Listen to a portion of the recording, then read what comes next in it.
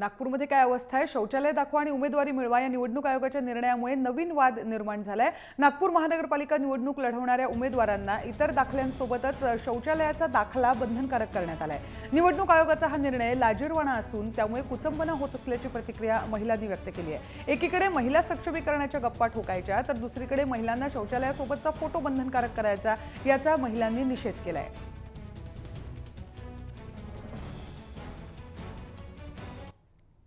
लाजिरवाणीच झालं ना। ती आपल्या घरामधल्या संडासाची फोटो तुम्हाला द्यावं म्हणजे नेमकं काय सुरू आहे मला हे शासनाचं कळत नाहीये। नागपूर शहरात तीच परंपरा जर तुम्ही करत असाल तर हे चुकीचं आहे। आम्ही बायकांनी आपल्या संडासाची फोटो काढावी आणि तुम्हाला द्यावं मला वाटतं या सिस्टीममध्ये कुठेतरी चुकीचं आहे, सिस्टीमच चुकीचं आहे।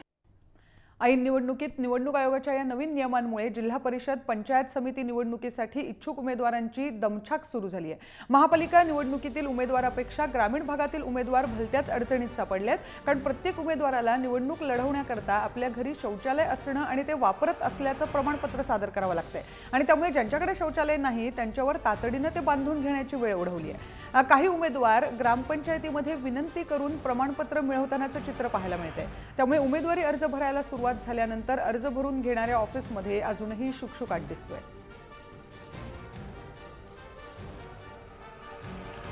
खूप येऊ लागलेले आहे। ते निर्णय त्यांनी घेतला पाहिजे, अगोदर घेतला पाहिजे असता। त्यांनी आत्ता घेतला निर्णय, त्यामुळे आमची खूप तारांबळ झालेली आहे आणि निर्णय झालेला आहे पण चांगलंच आहे, पण ऐनवेळी घेतलेलं हे चुकीचं आहे।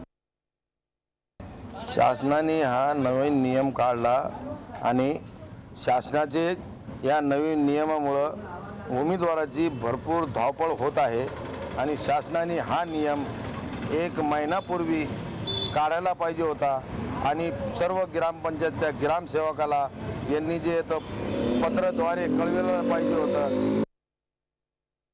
निवडणूक अधिकाऱ्यांनी जो निर्णय घेतला की शौचालयाचं ग्रामसभेमध्ये प्रमाणपत्र असणं आवश्यक आहे तर याच्यासाठी निवडणूक अधिकाऱ्यांनी हा निर्णय काही काळ अगोदर द्यायला हवा होता, पण हा निर्णय त्यांनी एकदम लगेचच निर्णय दिला।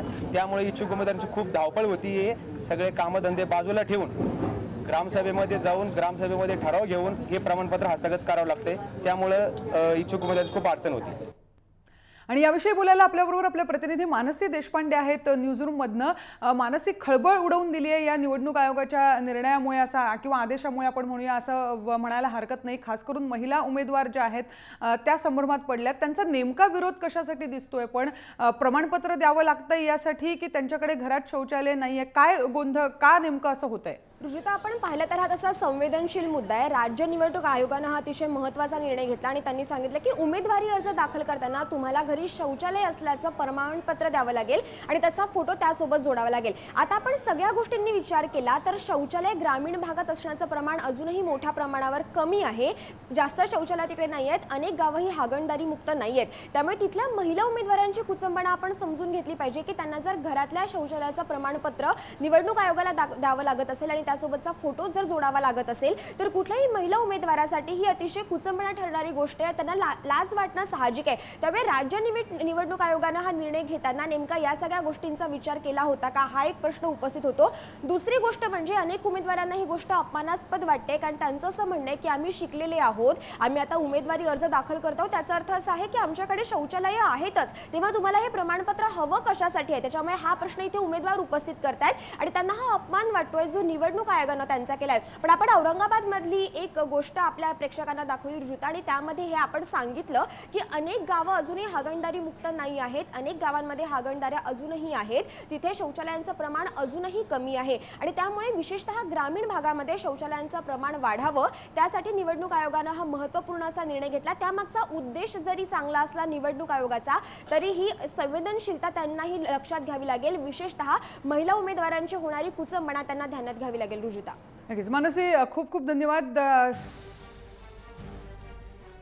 आणि जर आता बघितलं तर चित्र सर्वसाधारणपणे असं दिसतं आहे की हा विषय संवेदनशील झालाय एवढं नक्की, आणि त्याचा होणारा विरोध म्हणजे जे उमेदवारी अर्ज ज्यांना करायचे आहेत, जे इच्छुक उमेदवार आहेत त्यांच्याकडनं मात्र या योजनेचा विरोध होतो आहे।